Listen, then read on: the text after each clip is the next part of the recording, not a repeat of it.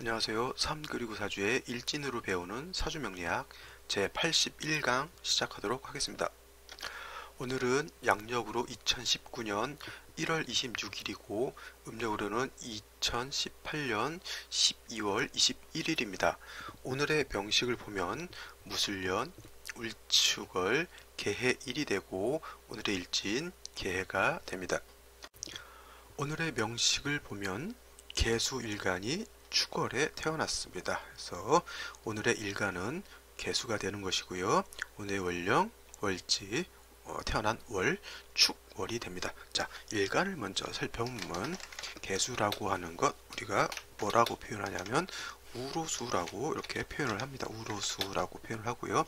어제 임수 같은 경우는 대수라고 했죠. 대수, 큰 강, 바다 또는 뭐 호수와 같은 것이라 임수 같으면은 왕하게 되면 충분하는 성질이 있다. 그래서 충분하는 성질을 가지고 있다라고 표현을 했습니다. 그래서 충분지성이기 때문에 임수 같으면 왕하면 무토로서 제방을 한다.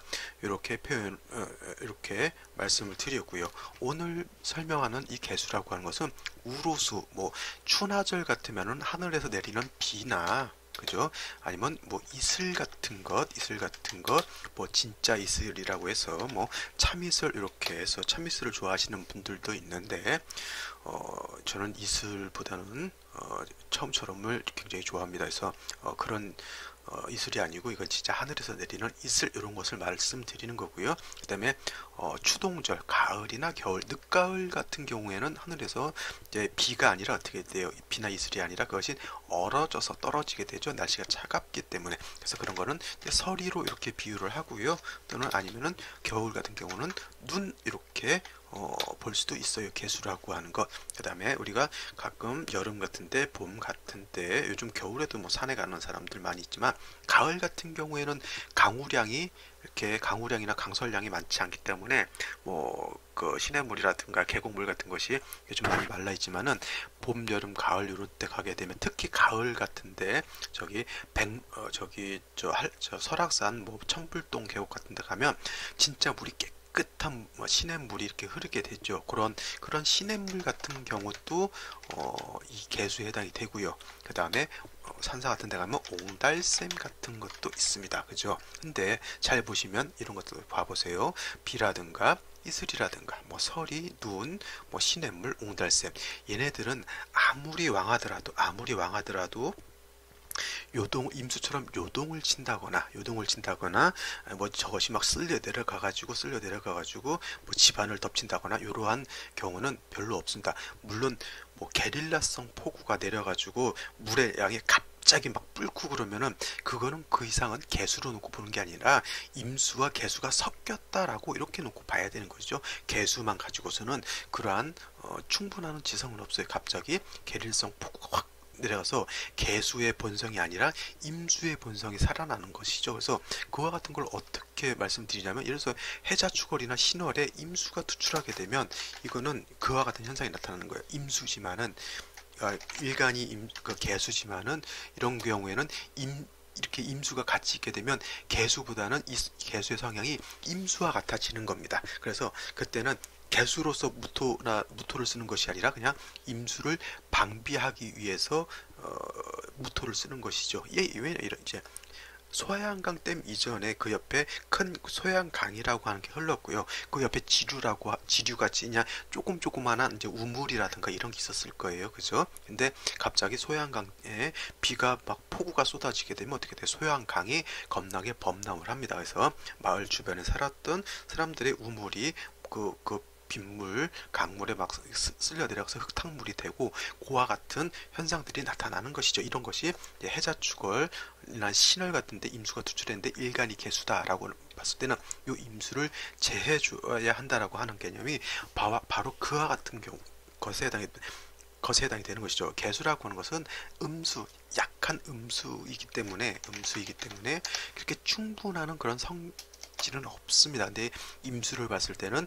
임수가 오히려 개수를 탁하게 만들기 때문에 서로 구분을 져야 된다라고 해서 무토를 쓰는 경우가 있다라고 이렇게 생각하시면 될 거고요. 그 다음에 그 임수의 성향은 아까 충분지성이 있다 그랬죠. 충분지성이 있다라고 말씀드렸고, 이건 임수의 성향이라고 놓고 본다라고 하면, 개수라고 하는 것은 한습합니다. 한습.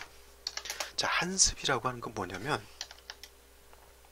한습이라고 하는 것은 이게 찰 한자에다가 축축하다라고 하는 것을 말하잖아요. 자, 근데 찰 한자의 의미를 잘 보면 그냥 차갑다, 그냥 차다가 아니라 얼게 만들고요. 얼게 만들고 추위로 손이나 발이라든가 이런 것이 곱을 정도로 얼게 만드는 것이죠. 그냥 이러한 개념, 여기서 말하는 한이라고 하는 개념은 그냥 서늘하고 해서 시원하다의 개념이 아니라 꽁꽁꽁꽁 언다라고 하는 그런 개념으로 받아들이시는 게 좋고요. 그 다음에 개수라고 하는 것, 습한 것이죠. 그러니까 어떻게 돼요? 이 자체만으로도 굉장히 춥고 서늘하고 얼게 된다라고 이렇게 놓고 볼 수가 있습니다. 그래서 조후라고 하는 개념을 놓고 봤을 때 조후 아시죠? 조후라고 하는 것은 뜨거운 기후를 차갑게 식혀주는 것도 조후에 해당이 되고요. 아주 해자축월의 겨울에 냉기를 그래도 따뜻하게 해주는 것도 조후에 해당이 되는 것이죠. 여름에는 그래서 에어컨이 필요한 것이고, 해자축월에 추울 때는 예를 들어서 화목난로라든가 도시가스로 해서 군부를 지핀다던가 이렇게 해서 필요하게 되는데, 그게 다 뭐예요? 조후 기후를 맞춘다라고 하는 그런 개념이 되겠죠. 그래서 개수라고 하는 것이 조우로 쓰일 때, 수라고 하는 것이 조우로 쓰일 때는 대개 보면 4, 5, 미월 정도에 쓰이게 되는데, 이때 수가 조우를 하게 되잖아요. 수라고 하는 것이. 근데 수라고 하는 것, 임수와 개수가 있어요. 개수. 그래서 제가 누차 말씀드리지만 4, 5미월에 뜨거운 염렬한 화기를 시원하게 만드는 공력은 임수에 비해선 개수가 공력이 더 크다라고 말씀드린 것은 뭐냐면, 개수라고 하는 것, 성정은 한습한 이런 성장 특성을 가지고 있다라고 보시면 돼요. 만약 이거를 비유를 한다면, 그냥 억지로 비유를 한다면, 임수라고 하는 것을 여름에 시원하게 쓴다라고 하면 이거는 대략 선풍기 정도로 비유를 하고요. 선풍기 내지는 그렇게 비유를 하고, 그 다음에 예를 들어서 개수를 비울 때는 에어컨이다 이렇게 비유를 하게 되면 어느 것이 또 공력이 크다라고 하는 것 알 수 있겠죠. 선풍기, 부채도 해당이 될 것이에요. 그러니까 임수라고 하는 것, 시원하게 해주는 공력, 선풍기 내지는 부채로서 열심히 손으로 붙여야 시원한 조우를 할 수가 있지만, 에어컨 같은 경우는 어떻게 딱 키기만 하면은 물론 전기가 좀 많이 들어가서 문제지만은 시원하게 아주 금방 사람이 살 수 있는 적합한 온도를 만들어낼 수 있다라고 하는 그런 개념으로서 이해를 해두시면 임수와 개수가 어느 정도 차이가 있는지를 아시게 될 겁니다. 자, 다음으로 일간 개수가 태어난 월령을 놓고 보면 요 축월에 해당이 되시죠. 축월이 이제 며칠 남지 않았습니다. 이제 불과 이제 열흘이나 남았나요? 열흘도 안 남은 것 같은데, 요렇게 되면 이제 축월이 끝나고 다음에 축월을 공부할 때는 이제 1년이라고 하는 또 시간이 필요하겠죠. 그래서 이 축월 대략 한 30일 정도 되는데, 틈틈이 공부를 하시다가 간목 축월을 내가 어떻게 봐야 될지 모르겠다라고 하면 그거를 찾아서 들으시면 돼요. 대략 한 달이면은 간목을 3번 하고요. 십간을 3번 정도씩 하게 될 겁니다. 만약 30일이 안 되는 때에는 한두 개가 좀 빠지긴 하겠지만, 그렇게 해서 이제 공부를 하시면 되고요. 자, 축월이라고 하는 것, 해자축 북방이 되겠죠. 그 다음에 해자축 북방이라고 하는 것, 겨울에 해당이 되고, 엄동설 한이라고 제가 누차 강조를 드리고 있습니다. 그 다음에 축월이라고 하는 것, 엄동설한이기 때문에 모든 만물이 얼게 된다 그랬죠. 그 다음에 개수라고 하는 것 자체도 요 한습한 그러한 성정을 가지고 있어요. 그래서 개수가 축월에 태어나게 되면 만물이 어떻게 돼요? 얼게 됩니다. 그래서 만물이 얼게 되게 되면은 식물들도 자랄 수가 없고요. 동물들도 자랄 수가 없습니다. 물론 겨울잠을 자는 곰탱이 같은 친구들은 그냥 가을에 이빠이 먹고 그래서 살을 뭐 불린 다음에 이제 잠을 자면 되겠지만, 뭐 여우라든가 이게 동물의 왕국 같은 거 보면 이 겨울을 나기가 굉장히 힘들죠. 먹을 것도 없고, 그죠? 그래서 이 겨울 얼게 되면 모든 만물이 정체되고 울체되고 고정되고 안으로 또 수장되려고 하는 그런 성향이 있기 때문에 이 겨울은 생의가 없다 이렇게 놓고 보시고요. 그 다음에 해자축월, 그 다음에 요번 같은 경우 축월에 해당이 되니까 이 엄동설 안에 생기가 있으려고 하면 뭐가 필요하냐면 반드시 화가 있어서, 화가 조후해야 동절에 생의가 생긴다 이렇게 놓고 보시면 될 겁니다. 그죠? 그래서 해자축월 강조하지만 해월, 자월, 축월, 엄동에는 반드시 화가 있어야 되는 것이고요. 물론 윤합격이라고 외격이 있습니다. 윤합격이라고 하는 격이 있어. 이것은 뭐냐면 임수나 개수가 해자축월에 태어나서 전국이 뭐 수로 형성이 된다라고 하면 이건 별격으로서 윤합격이 돼요. 물론 간목이 해자월에 태어나가지고 을목이 해자월에 태어나서 전국이 수로 형성이 되면 이거는 종인격이라고 하는 건데, 어차피 이거는 기명종인격이 될 거예요. 기명종인격 이렇게 놓고 보면 일간이 목을 버리고 수를 따라가기 때문에 이것도 종인격이 되긴 하지만 결국은 윤합격을 이루는 거고 똑같죠. 수를 따라 종에서 전국이 수로 되는 거니까. 예를 들면 이런 것도 볼 수가 있어요. 경신금이 해자월에 태어나서 전국이 수가 왕하게 되면 어떻게 돼요? 일간인 경금 신금이 일간을 버리고 식신상관인 수를 따라가요. 이거를 뭐라 그러냐면 기명 종합격이라고 합니다. 이건 식상을 따라가기 때문에 이렇게 표현하는 것이죠. 결국은 뭐냐면 금을 버리고 수로 화해버리는 거죠. 이것도 따지고 보면 윤합격이라고 볼 수가 있는 것입니다. 물론 종격으로서 윤합격이 되는 것과 전환격으로서 윤합격이 된다라고 하는 것 차이가 뭐냐면, 전환격은 일간 자체가 수고 전국으로 이루어지는 게 수예요. 그러니까 일간 자신이 용신이 되는 거지만은 기명에서 종격을 이룬다라고 하는 것은 뭐냐면 일간을 버리고 다른 어떤 왕신을 쫓아간다라고 하는데, 오늘 제가 설명을 드린 것은 수가 왕에서 윤합격을 이룬다라고 하는 것을 말씀드리는 거예요. 그래서 이 윤합격이 될 때는 절대 화를 보아서는 안 됩니다. 왜냐하면 윤합격은 전국이 다 수예요.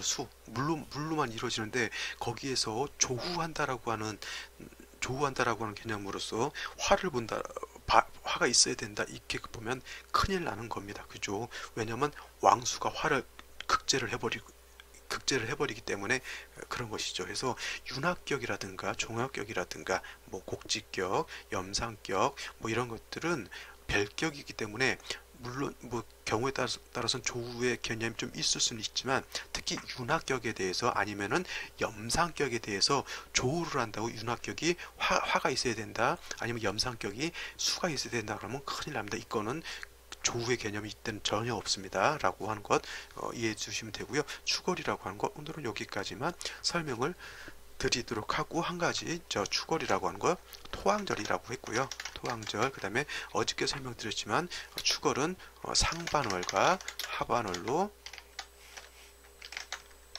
나누어서 본다라고 했습니다. 오늘은 이거는 좀 자세히 설명은 안 드릴게요. 어저께 강의 때 뭐 충분히 또 설명을 드린 것이기 때문에. 자, 그 다음으로 격국이라고 하는 차원을 한번 놓고 볼게요. 격국. 개수가 축월에 태어나게 되면 축에는 지장간, 이건 십전격을 논할 때 이렇게 보는 겁니다. 십전격을 논할 때 축중에는 개수, 신금, 그 다음에 토라고 하는 게 있어요. 그래서 이 진술충미는 이 세 가지 여기, 중기, 그 다음에 본기라고 하는 지장간을 모두 격으로 취용할 수가 있습니다. 인신사에는 여기 무토를 잘 쓰지 않고요. 그 다음에 좌우묘유는 여기를 잘 쓰지 않아요. 묘는 갑을 이는데 갑목을 격으로 취용하지 않고 용신으로도 취용하지 않습니다. 이거는 다음에 또 설명을 드리도록 할게요. 오늘 여기에서 좀 설명을 국한할까 합니다. 자, 여기서 이제 개수가 축월에 태어났을 때 국세를 잡는 것, 예를 들어서 이제 개수가 투출하게 되면 어떤 것이 이 지장간에 어떤 것이 투출하게 했느냐를 보는 것이잖아요. 개수가 투출하게 되면은 이거는 그냥 뭐 이걸 비경격으로 할 거예요, 뭘로 할 거예요. 이건 같은 개수니까 격으로 잡을 수는 없지만 이와 같으면 그냥 칠살격 평간격으로 놓고 보면 되는 거고요. 그 다음에 신금이라고 하는 게 이렇게 투출하게 되면 축중에 있는 신금이 투출하게 되니까 요걸로 격을 잡습니다. 그래서 개수일간이 신금을 보게 되면 편인에 해당이 되죠. 그래서 편인격이 되는 것이고, 이거는 칠살인 토가 토생금 금생수 하게 되니까 이거는 뭘로 볼 수 있냐면 살인상생으로 이렇게 놓고 볼 수가 있겠죠. 예를 들어서 여기에 기토가 투출했다, 내지는 아무것도 투출 안 했다, 이렇게 놓고 보면 결과는 똑같습니다. 아무것도 투출 안 했을 때는 그냥 월지 자체를 격으로 놓고 보면 되는 거예요. 그래서 기토가 이렇게 투출하게 되면 이거는 인수가 투출 안 했기 때문에 이렇게 놓고 봤을 때는 그냥 편관격 내지는 칠살격이라고 이렇게 놓고 봅니다. 자, 특수한 격이 하나가 있어요. 이거는 제가 설명 안 드리려고 했는데 그냥 한번 해보죠. 신금도 투출되어 있고요. 신금도 투출되어 있고, 여기에 정화가 이렇게 투출되어 있다라고 하면, 정화라고 이렇게 투출되어 있다라고 하면, 자, 축중에 있는 지장간, 개수 여기 있죠. 신금 여기 있죠. 그 다음에 기토가 여기에 있습니다. 그래서 사주 격국은 어떻게 돼요? 요거를 좀 바꿔놓게 설명하기가 좀 애매해지니까 이렇게 놓고 보게 되면은 축중에 있는 지장간이 다 투출돼 있어요. 물론 개수라고 하는 것은 일간이 되겠죠. 일간. 근데 여기 정화가 이렇게 투출되어 있으면, 자, 정화라고 하는 것은 비유를 할 때 뭘로 비유를 한다 그랬죠? 달로 비유를 한다 그랬죠. 그 다음에 병화라고 하는 것은 뭘로 비유를 하죠? 이거는 태양입니다. 태양지이기 때문에, 그래서 이 정화라고 하는 것을 달로 보기 때문에 요것을 뭐라고 하냐면 설야등광격이라고, 이렇게 설양등광이 아니고 설야등광격이라고 하는 겁니다. 뭐냐면 설야라고 하는 건 뭐예요? 아니면 설야라고 하는 건 눈이 내리는 밤을 뜻하는 거고요. 등촉에 빛을 비췄다라고 하는 것이죠. 이런 거죠. 뭐 하늘에 달이 이렇게 떠 있는데 이렇게 개수가 있다라고 하는 것은 뭐 물론 이제 살인상생 되지만은 달이 떠 있는데 눈이 내리는 듯한 그러한 형상이죠. 이것도 내격은 아니에요. 내격은 아니고 이것도 별격으로 놓고 봅니다. 그래서 이걸 설야등광격이라고 해요. 근데 설야등광격이라고 하는 것은 밤에 태어나야 되잖아요. 그래서 일출 후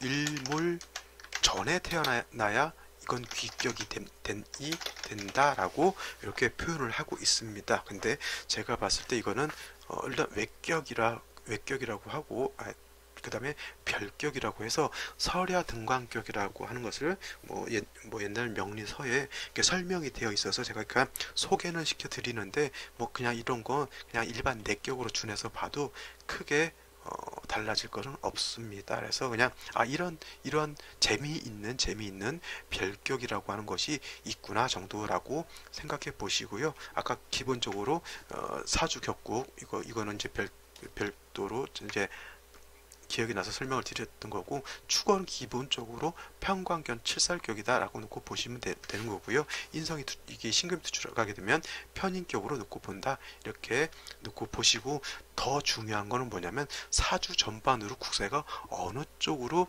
치우쳐 있느냐, 이걸 놓고 보는 게 오히려 더 중요하다, 이렇게 생각이 됩니다. 그죠? 그래서 이제 명식을 한번 좀 살펴보도록 하면, 자, 개수일간 엄동설하는 축월에 태어났다라고 설명을 드렸고, 개수라고 하는 것 이렇게 설명을 드렸습니다. 또 축월이라고 하는 것 엄동의 북방, 수가 왕한 계절이면서도 축월 자체는 토가 왕한 계절이고 상반월과 하반월로 나눠 봐야 된다. 그 다음에 기본적으로 개수가 축월에 태어나면 편인격도 될 수 있고 칠살격도 될 수 있지만 그거는 일간과 원령에 대한 것만 이렇게 놓고 본 것이고요. 기본적으로 축월은 하반월이 되게 되면 토가 기세를 잡고 수는 약해지는 것이죠. 그러면 기본적으로 살중신경하다라고 하는 개념을 머릿속에 넣고 보시면 좋을 거예요. 자, 연간을 놓고 보게 되면 연간에 뭐가 있죠? 무술토가 이렇게 자리하고 있습니다. 축월은 토왕절이라고 말씀드렸고요. 연간의 무토가 연지의 술토에 뿌리를 두고 원령도 득하고 있습니다. 원령을 득한다라고 하는 건 일간도 원령을 득할 수 있지만 타 천간에 있는 것도 원령과 관계를 다 맺고 있다라고 하는 것 굉장히 중요하겠죠. 개수는 원령을 득하지 못했습니다. 하반월이기 때문에 토가 더 기세를 잡았는데 이 무토라고 하는 것 원령을 득했고요. 연지까지 같은 토를 갖고 있기 때문에 이건 왕토가 되는 겁니다. 이 경우 월지가 칠살이고 뭐 연주는 정관이라고 해서 칠살과 정관을 이건 구분할 실익이 없어요. 왜냐?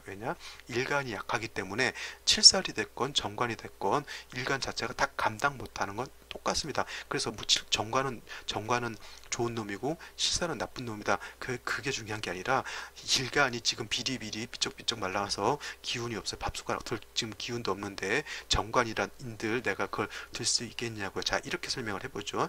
장미란이라고 하는 역도 선수가 있었습니다. 이거 그쵸?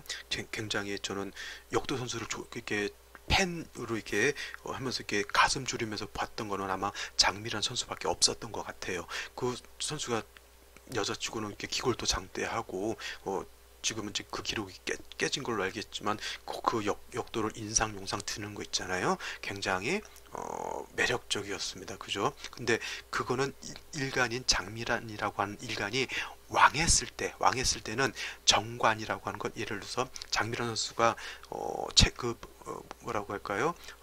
컨디션도 굉장히 좋았을 때 기본적으로 100kg를 들었다라고 이렇게 보자고요. 100kg를. 그러면 이거는 정관에 해당이 돼요. 왜냐하면 내가 능히 들을 수 있었고 그냥 그거 가지고 항상 들었던 거니까. 근데 예를 들어서 100kg까지는 너끈히 들 수가 있는데 이거를 좀 이렇게 올린다고 해서 150까지 올리게 되면 어떻게 돼요?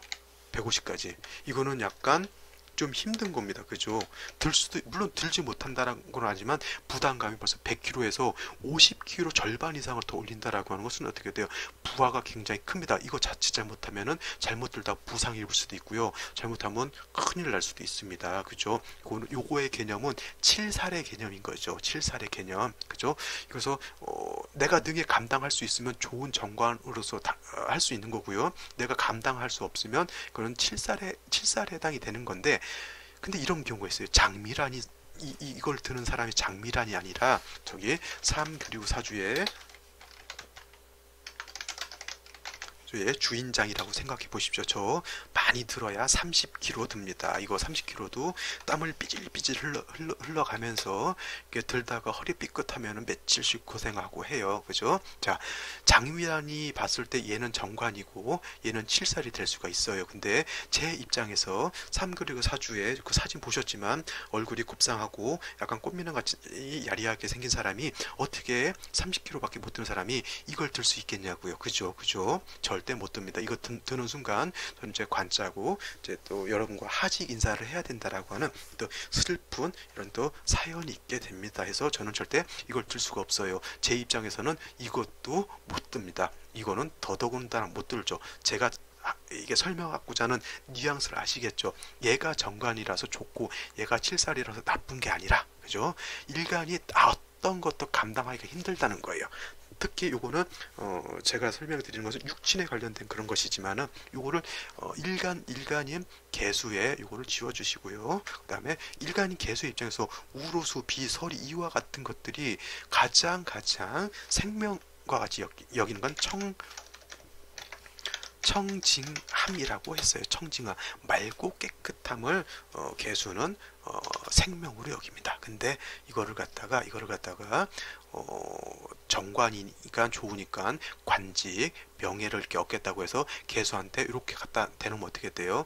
이게 맑은 이슬에다가 그런 거죠. 이제 옹달샘 같은 데다가 이렇게 흙탕물 이렇게 튀기는 거하고 똑같습니다. 개수가 제일 끔찍하게 여기는 게 바로 저런 것이죠. 자, 우리가 친구들끼리 이제 술을 먹습니다. 이제 오늘은 목요일이고 내일이 또 불금입니다. 그래서 목요일만 되면 내일 불금 우리가 또 무엇을 할지 이제 고민도 되고 기대도 되고 마음도 설레이면서 또 누구를 만날까 이런 거 생각되지만 항상 우리가 추구하는 것 처음처럼 이렇게 이슬을 좋아한다라고 하는 한결같은 그런 마음을 가지고 있죠. 그래서 우리가 뭐 내일 또 안주는 또 뭘 먹을까 이렇게 생각하는데 오늘 지금 당장 제가 생각나는 건 국물 닭발 얼큰한 거 이거랑 소주를 한 잔 딱 마실까 지금 고민 중에 있습니다. 근데 이런 것이죠. 소주를 딱 따라 놓고 국물 닭발을 이제 닭발을 하나 딱 들었는데 있잖아요. 국물 닭발에 그 매운 게 소주잔 안으로 똑 떨어졌다라고 생각하면 어떻습니까? 기분이. 물론 그 뭐 국물 닭발 떨어졌다고 해서 그 이슬을 버리진 않습니다. 왜냐 술을 버리는 것은 진정한 애주가로서 절대 있을 수가 없죠. 그죠? 그래서 그냥 눈을 딱 감고 그냥 먹습니다. 어떤 이런 굉장히 좋은 생각이죠. 그냥 안주를 술과 같이 먹는데 이렇게 좋은 생각을 하지만 맑고 깨끗한 이슬을 먹는 것과 그것이 바로 참이슬이잖아요. 그죠? 저는 그래도 한결같이 처음처럼 참이슬을 좋아하기도 합니다만 이게 말인지 막걸리인지 지금 해서 그런 거예요. 개수라고 하는 것 맑고 깨끗해야 되는 거예요. 우리가 마시는 정수기에서 나오는 물도 개수와 같은 거거든요. 맑고 깨끗해 우리가 먹을 수가 있는데 딱 해서 정수기에서 물을 쫙 받았는데 뭐 이상한 흙탕물이 나온다든가 맨날 뭐 정수기에서 무슨 금속 같은 게 섞여서 나온다든가 그러면 굉장히 껄쩍껄쩍하죠. 못 먹습니다. 우리 이슬에도 안주가 떨어지면 그거 참 찝찝하죠. 그래도 먹긴 먹지만 자 개수라고 하는 것의 개념 아시겠죠? 토가 있게 되면 개수는 신경이 굉장히 예민해지죠. 해서 개수라고 하는 것 정관이 좋은 게 아니라 얘는 무조건 제해해야 된다. 라고 이렇게 보면 됩니다. 자, 월간을 먼저 볼까요? 일지를 먼저 볼까요? 자, 일지를 먼저 보죠. 해수가 있습니다. 해수. 그래서 오늘은 개해 일이 되는 것이죠. 자, 요거 개해 이렇게 놓으면 간여지동이라고 합니다. 간여지동이라고 하는 것 천간이 지지와 더불어서 같다. 이 뜻은 뭐냐면 천간두수, 지지두수, 천간수, 지지수 위아래가 다 물로 이루어졌죠. 뭐 이렇게 복습하는 차원에서 같이 간여지동을 외워보도록 하겠습니다. 자, 간목 같은 경우는 지지로 어떤 게 있으면 되겠죠? 자, 임목이 있으면 천간목, 지지목, 간여지동이 되고요.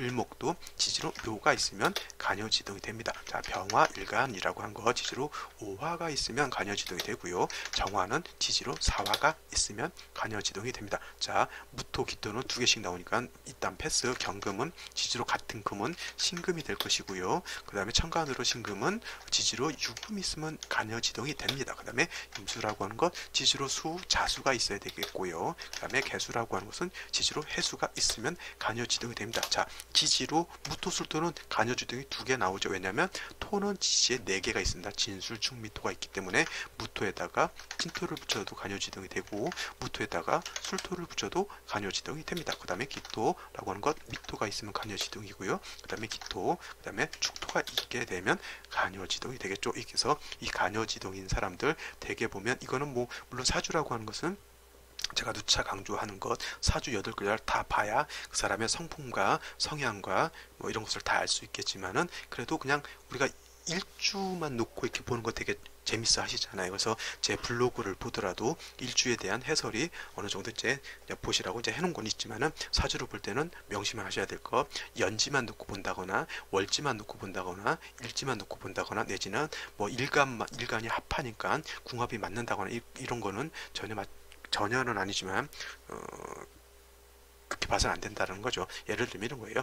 대한민국이라고 하는 나라를 평가하기 위해서는 어떻게 돼요? 대한민국 전반에 사회, 경제, 문화, 교통 뭐 이런 것들, 교육 같은 것들 이렇게 해서 이 모든 분야들이 어떻게 잘 이루어져 있느냐, 정치는 어떻게 이루어졌고 그 다음에 뭐 권력 분립은 뭐 상권 분립이냐, 이원 집정 부재냐 뭐 이런 거에서 쭉 해서 모든 걸 평가해야 대한민국이란 나라가 어떤 나라다 이렇게 설명을 드릴 수가 있는데 예를 들어서 연지 무슨 띠 이렇게 본다라고 하는 건 뭐냐면 저기 부산만 놓고 대한민국을 평가하거나 아니면 저기 광주만 놓고 평가하거나 아니면 저쪽 양구군 뭐 내지는 뭐 저쪽 철원만 놓고 대한민국이라고 놓고 볼 수는 없는 것이죠. 그 말은 뭐냐면 사주라고 하는 것은 사주 연월 일시 천간지지 8글자 모두 봐야 되고요. 그 다음에 들어오는 최소한 세운까지는 아니더라도 대운까지는 놓고 봐야 이 사주의 흐름이 어떻게 되고 짜임새가 어떻게 되고 성향, 성격 어떻게 나올 것이고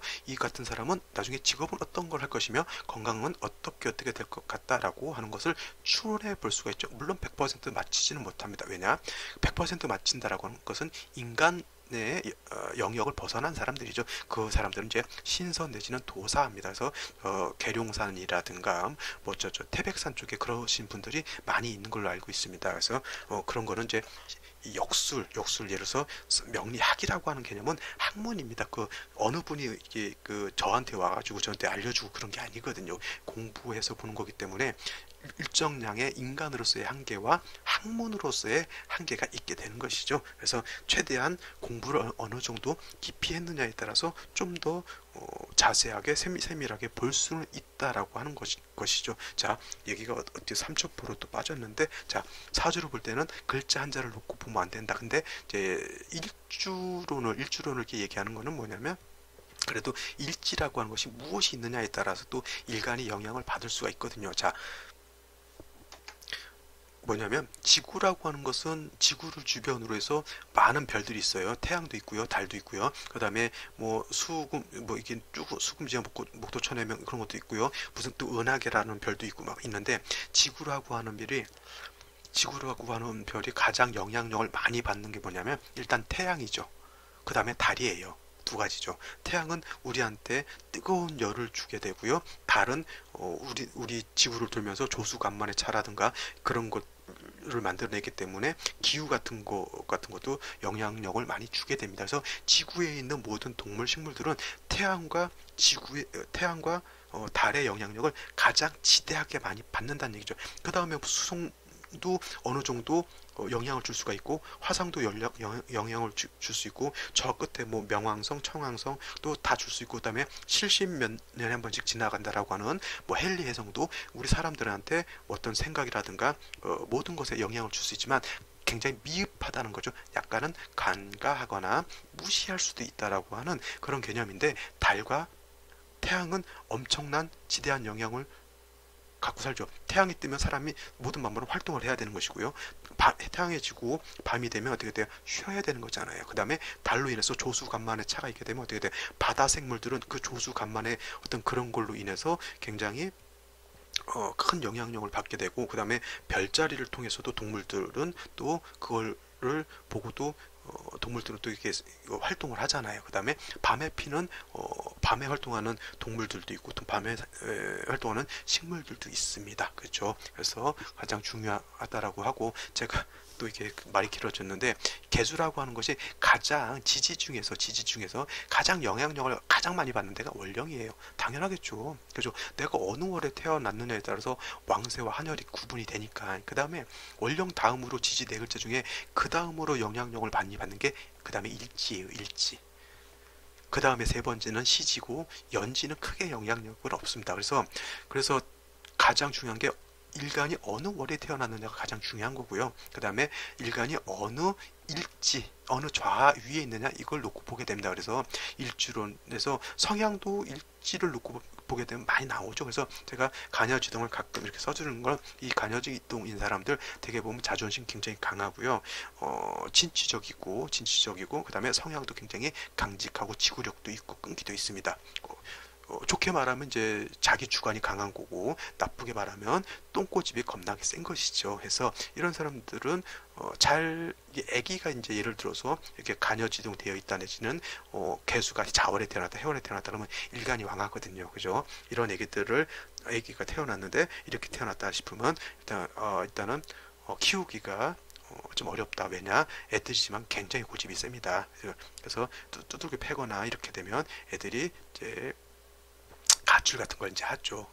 가출 같은 걸 하고 또 들어오게 되면 옛날에 어떤 사람이 있었냐면 애가 맨날 뭐 해달라고 그러고 안 해주면 울고 막 그런 애가 있었어요. 그래서 한 번은 얘네 아버지가 저놈 길을 한번 내가 꺾고 한번 해봐야겠다라고 해서 애들을 몇 대 팼어요. 애기를. 그때 나이도 많지도 않았어요. 뭐 초등학교 뭐 3, 4학년인가 뭐 이렇게 됐었는데 얘는 집이 3층에 살았거든요. 근데 막 그러니까 얘가 아빠 자꾸 그러면 나 여기서 뛰어내려서 죽을 거라고 그러니까 얘네 아버지가 뛰려면 뛰어봐라.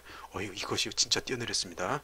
다리가 부러졌죠. 죽진 않고 밑에 뭐 좀 이렇게 뭐 걸려서 떨어졌는가 봐요. 그 다음부터는 아버지가 절대 얘가 해달라는 걸 다 해줬다라고 하는 그런 또 슬픈 사연이 좀 있습니다.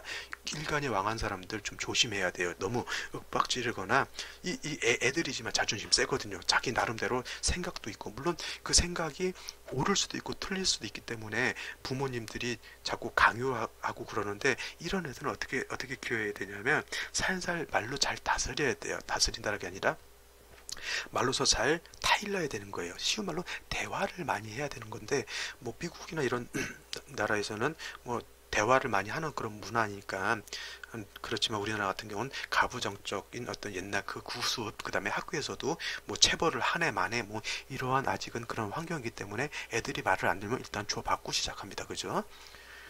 절대 그래서는 안 된다는 거예요. 이런 애들을 간여지동 애들이나 골로월 양인월에 태어났거나 아니면 일간이 타지지로 뭐 이렇게 좀 뿌리가 많아서 애들이 강한 애들은 잘 탈려야 돼요. 그리고 얘네들이 잘못된 사고방식을 갖고 있다 그러면 어떻게 돼요? 올바른 사고방식을 가질 수 있도록 잘 타일러야 한다. 결국은 그런 것이죠. 그래서 제가 요거 간요지동을 하다가 또 3000% 이빠이 빠져 들어왔습니다. 요거 빨리 나와야죠. 자, 이렇게 됐습니다. 네, 개해 일주에다가 뭐 이상한 대로 많이 했는데 자, 이렇게 개수가 축월에 태어나서 일지 개해면은 이건 개수가 그래도 세력이 있고요. 그다음에 축과 해 사이에는 해자축이라고 해서 이거는 자수가 협내한다 그래요. 협내 내지는 공래라고도 이렇게 표현하죠. 이 공래는 끼어서 들어온다는 얘기죠. 그냥 사이에 끼어서 들어온다 이렇게 생각하시면 되는 거고요. 공래라고 이렇게 쓰고 협내도 마찬가지죠. 우리 협곡이라는 말이 있고 그 다음에 대한해협이라고 있죠. 바다에 끼어 있는 그런 골목 같은 것을 협자를 많이 붙이죠. 그래서 협내 내지는 공내 이렇게 표현하게 되는데 글자 자체는 없어요. 근데 마치 없어도 있는 것과 같다라고 이렇게 보는데 솔직히 저는 이렇게 협내하는 거 크게 신경을 쓰지 않는데 이거는 명시적으로 세력을 주는 것은 아니지만은 내적인 어떤 힘은 있다라고 보는 게 이게 공내 협내에 대한 개념이니까 개수가 원래 축월에 태어났으면 약해야 되는데 해수가 있고 자수가 협내하게 되면 요거는 일간이 어느 정도 세력을 얻는다 이렇게 놓고 보는 것이고요. 뭐 예를 들어서 여기서 자수를 이렇게 본다라고 보게 되면 이거는 완전한 해자축 북방을 이루게 되는 것이니까 이거는 개수가 약하지 않습니다. 자, 무게합화 자수는 천간 합한 것을 극하는 것부터 시작하니까 아마 천간으로 반드시 임수가 오겠죠. 뭐 시를 뭐 이 얘기를 했으니까 이제 일단 미리 보죠. 자, 그다음에 월간에는 을목이라고 하는 게 요거는 투출이라고 표현해도 상관이 없습니다. 왜냐하면 해수에 뿌리를 얘가 둘 수가 있기 때문에. 근데 얘가 이게 뿌리가 없었다라고 하면 이건 투출이 아니고 허투라고 이렇게 표현을 해야 되겠죠. 근데 해수가 있으니까 투출입니다. 자, 보시면은 이거는 개수가 축월이 태어나서 칠살이 왕한 중에 해수가 있고 자수가 있어 이렇게 해자축 북방이 되고 임수가 투출하게 되면 이거는 격이 다시 바뀌는 거예요. 이때는 이건 수도 굉장히 왕하기 때문에 아까 제가 말씀드렸습니다. 얘가 없었을 때는 목으로서 얘를 제해야 되는데 이렇게 되는 경우에는 오히려 무토로서 임수를 제해야 되는 국세로 바뀌는 것이죠. 그렇게 되면은 이 을목이라고 하는 것은 물론 무토를 제하는 공력은 없지만 그래도 용신으로 임수를 제하는 용도로 써야 되는 무토라고 하는 것을 얘가 파하게 되죠. 그러니까 얘는 어차피 좋은 역할을 이래도 무토를 제하는 쪽으로 봐도 역할이 없는 것이고 그 다음에 무토를 취용을 하는 경우에도 을목은 용도가 별로 없게 되는 것이죠. 그래서 이런 경우에는 무토로서 임수를 제하는 쪽으로 봐야 되는 것이고요. 그 다음에 화로서 아까 말씀드렸지만 수가 왕해지게 되면 아까 말한 게 아니고 어저께 말씀드렸죠. 임수가 왕해지게 되면 한습해지기 때문에 무토로서 제방하는 것은 기본적으로 해야 되는 것이지만 이 경우에 어떻게 돼? 반드시 화가 있어서 조후도 같이 조후해야 한다라고 하는 것은 기본적으로 이거는 세트 메뉴 같은 거예요. 세트 메뉴. 예를 들어서 짜장면 시키면 닭광, 양파 나오듯이 무토로서 수가 왕할 때 무토로서 제방한다. 그러면 반드시 화가 조후해야 된다라고 하는 것은 세트 메뉴처럼 밑반찬처럼 나온다라고 하는 것 이해하셔야 됩니다. 그래서 짜장면엔 닭광이 꼭 필요하다라고 하는 것 명심해 두시고요. 자, 임자시라고 하는 건 좀 이따 이제 설명을 안 드려도 되겠죠. 근데 이렇게 되게 되면 어떻게 돼요? 화가 없어서 이거는 뭐 화가 없어서 조우가 안 되니까 어떻게 돼요? 이런 경우 이런 사람들 성격 굉장히 급합니다. 그 다음에 사주가 이렇게 되면 성격만 급한 것이 아니라 사람이 좀 냉정하고 좀 몰인정합니다. 조금 왜냐면 온기가 없어요. 온기가 그쵸? 관성으로서 일간을 재야 되니까 좀 냉정하죠. 이런 사람이 예를 들어서 직장 상사였다 그러면 분위기 굉장히 좀 엄중한 분위기에서 일을 하는데 물론 이런 사람들은 자기 일은 굉장히 잘할 수가 있어요. 냉철하게 그죠? 근데 주변 사람들을 이렇게 좀 온정어린 마음으로 이렇게 대한다거나 사람을 이렇게 좀 인간적인 면으로서 대하거나 하는 것은 굉장히 좀 부족하게 되겠죠. 그죠?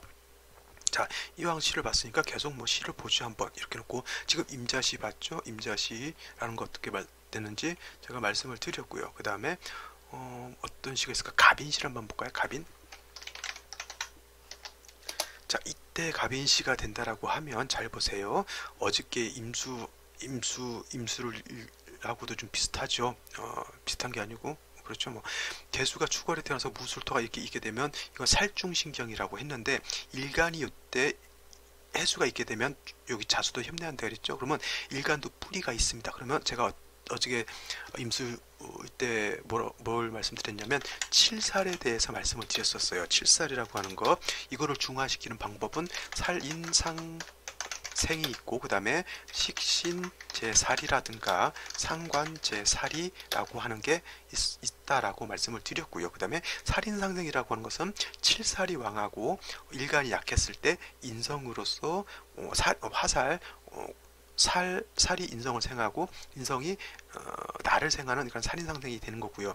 식신제살이라든가 상관제살 같은 경우에는 뭐냐면 일간 살도 왕하고 일간도 왕하고 식상도 뿌리가 있을 때는 그 식상으로서 살을 제한다고 이렇게 말씀을 드렸는데 갑인이 되면은 제살할 수 있는 여건이 된다라고 하는 것을 말씀을 드립니다. 왜냐하면 잘 보십시오. 개수 살도 왕하죠.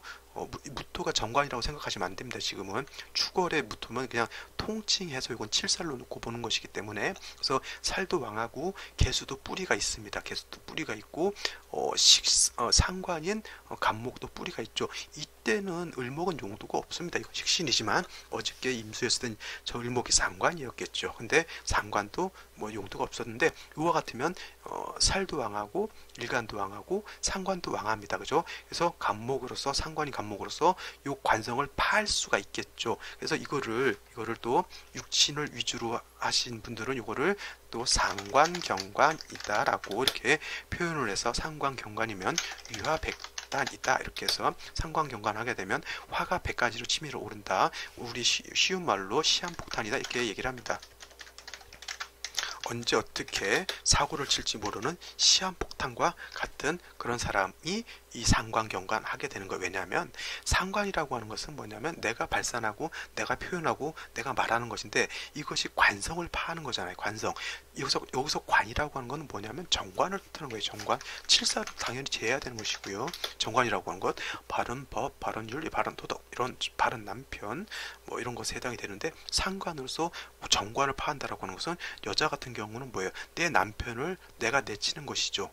그죠? 그러면 과부된다는 얘기죠. 그 다음에 남자 같은 경우 직장 생활을 하는데 사주 원국에서 상관경관이 된다거나 아니면 대운이나 세운에서 상관경관이 되게 되면 직장 잘 다니다가 갑자기 직장을 지가 관두고 나옵니다. 자, 직장을 관두는 경우도 두 가지가 있을 수가 있어요.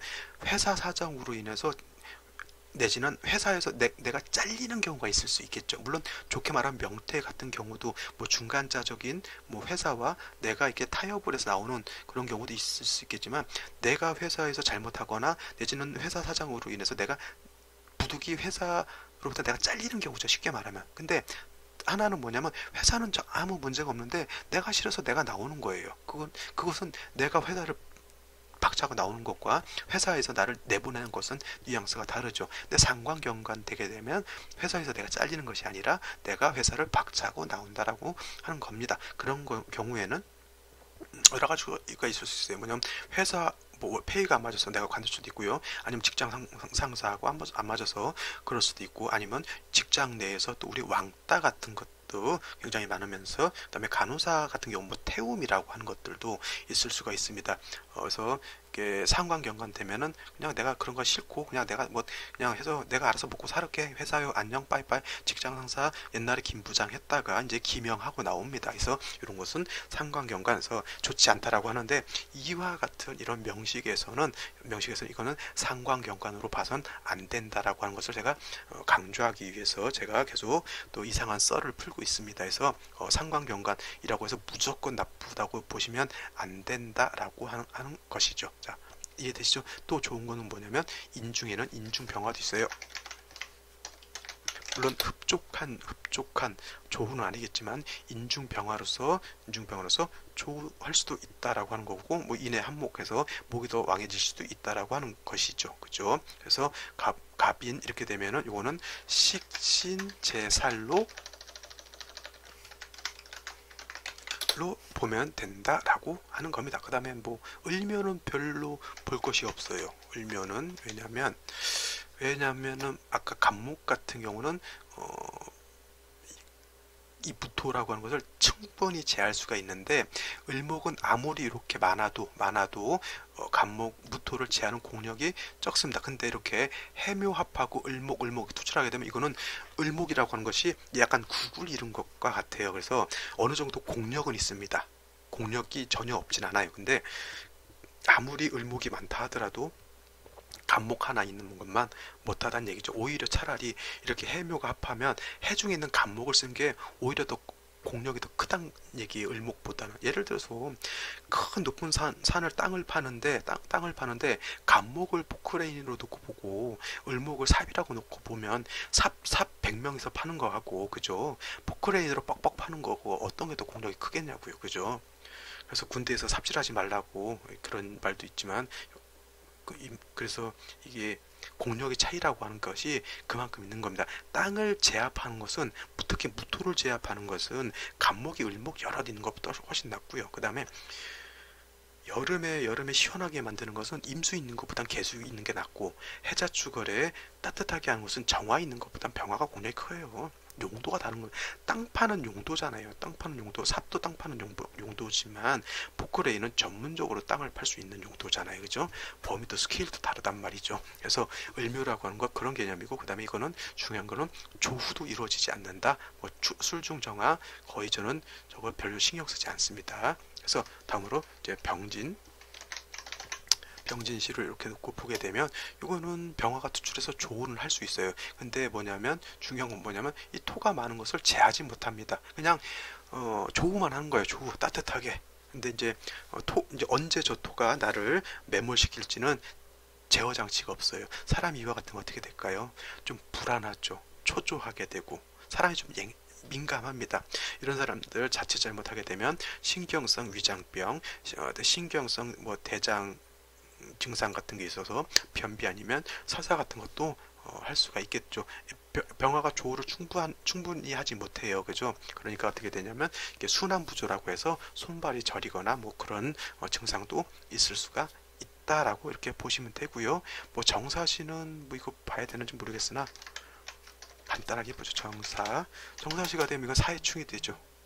사해충 별로 좋지 못한다는 거 아시겠고요. 정화로서 조우하는 공력 적다고 이렇게 말씀드렸습니다. 해서 그 다음에 경신시, 신유시,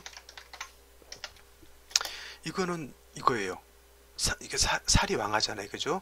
살이 왕했을 때 인성을 얻게 되면 제가 어떻다고 말씀드렸냐면 살인상생이 된다고 제가 말씀을 드렸죠. 근데 이렇게 되면 이제 일관도 어느 정도 세력이 있긴 합니다. 근데 중요한 건 뭐 살인상생 되고 이제 토가 나를 매몰시키는 것은 어느 정도 해소는 됐다 하더라도 뭐냐면 이건 또 뭐가 문제가 되냐면 조우가 안 된다는 게 또 문제인 거예요. 그죠? 그죠? 그러니까 일단은 내가 흙 속에 깔리는 거, 흙 속에 매몰되는 것은 어느 정도 이렇게 제어를 해놨어요. 근데 너무 춥다는 얘기죠. 그 안에서도. 그런 것이 이제 문제가 되는 겁니다. 그래서 추걸이기 때문에 두 가지 포인트인 거예요. 이 왕토를 어떻게 제어할 것이냐 포인트 한 가지인 것이고요. 그 다음에 추걸 엄동설안에 이 조를 어떻게 할 것이냐 이렇게 주어진 것이죠. 근데 이 3주만으로 그렇게 상황이 주어진 상황에서 생시를 어떻게 만나느냐에 따라서 달라지게 되는데, 정사시 만나면 좋을 것 같은데 사회충이 돼서 별로 안 좋죠. 병진시가 되면 병화가 투출돼서 돌아서 좋을 것 같은데 토는 다시 왕해지면서 조할 수 있는 병화가 뿌리가 없게 되니까 이것도 뭐 썩 좋다고 볼 수는 없겠죠. 경신신유시 개수를 생겨줘서 관생인 인생하에서 개수는 살아나지만 조우가 미흡한 거죠. 해서 사주 8글자가 완벽하게 조우를 갖춘다는 것, 이거 굉장히 어려운 거예요.